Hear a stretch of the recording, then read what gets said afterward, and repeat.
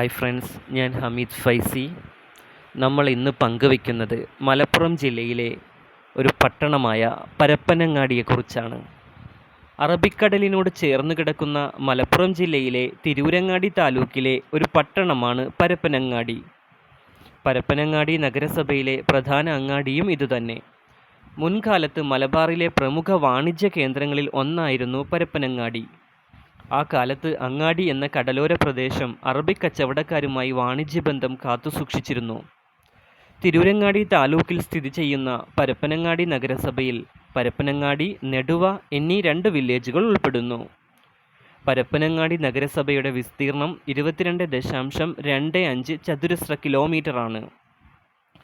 തീരദേശവും റെയിൽവേയും ഇവിടെയുണ്ട്.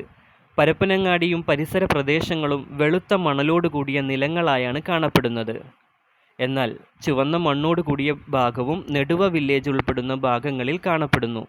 ഇവിടെ പൈൻ മരങ്ങൾ ധാരാളമായി കാണാം. നെടുവ വില്ലേജിലെ ഉള്ളണം ഒരു മിനി കുട്ടനാട് ആയിട്ടാണ് അറിയപ്പെടുന്നത്. കാർഷിക വൃത്തിക്ക് പേരുകേട്ട നാടാണ് ഉള്ളണം.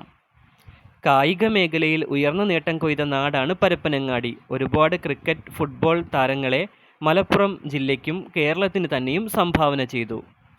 ഫുട്ബോൾ, ക്രിക്കറ്റ് എന്നിവയാണ് പ്രധാനമായും ഇവിടെ കളിക്കുന്നത്. ഇവിടെയുള്ളവരുടെ പ്രധാന വരുമാന മാർഗം മത്സ്യബന്ധനം, കാർഷിക വൃത്തി എന്നിവയാണ്. കൂടാതെ ഗണ്യമായൊരു വിഭാഗം ഗൾഫിനെയും ആശ്രയിക്കുന്നു. വിദ്യാഭ്യാസപരമായി ഒരുപാട് മുൻപന്തിയിൽ നിൽക്കുന്ന പ്രദേശമാണ് പരപ്പനങ്ങാടി. 2 എയ്ഡഡ് ഹയർ സെക്കൻഡറി സ്കൂളും 3 ഹൈസ്കൂളും ഉണ്ട്. ഒരു അൺഎയ്ഡഡ് സ്കൂളും ഉണ്ട്. 2017 പരപ്പനങ്ങാടിയിൽ പുതിയ ഹാർബർ നിർമ്മാണം പ്രവർത്തനം ആരംഭിച്ചു. 2023 ഹാർബർ നിർമ്മാണം പൂർത്തീകരിച്ചു.